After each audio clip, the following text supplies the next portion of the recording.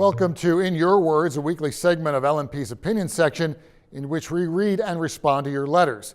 We receive hundreds of letters and we read all of them.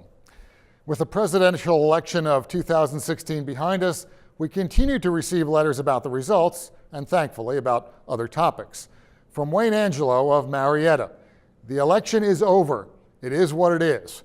However, we can come together as a people and respect the outcome, even if we don't like it. Glenn Smith of Mount Joy writes about Pennsylvania's pension crisis. Taxpayers should not have to help support the pension fund. It doesn't take a rocket scientist to know what to do. Just have the politicians, state employees, and school teachers put more into the fund.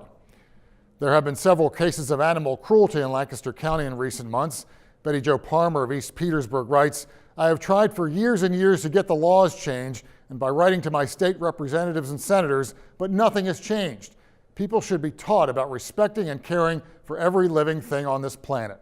Bruce Masternack of Ephrata writes about his vehicle registration, which he just received, and he is none too happy. "I just received my registration for my pickup truck and was shocked at the fee of $86.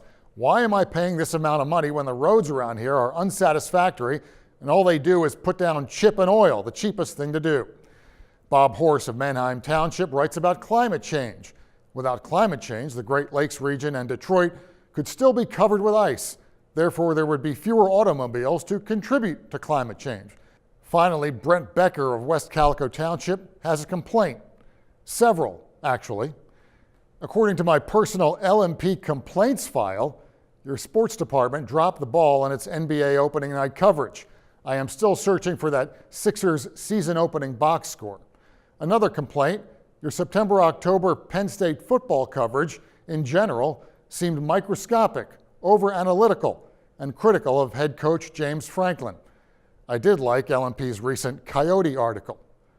Okay, to recap, more Sixers, less criticism, more Coyotes.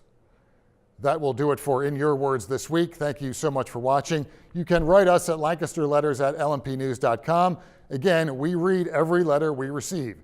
You can also read what we think in the opinion section at lancasteronline.com. I'm Rich Maneri. We'll see you next time.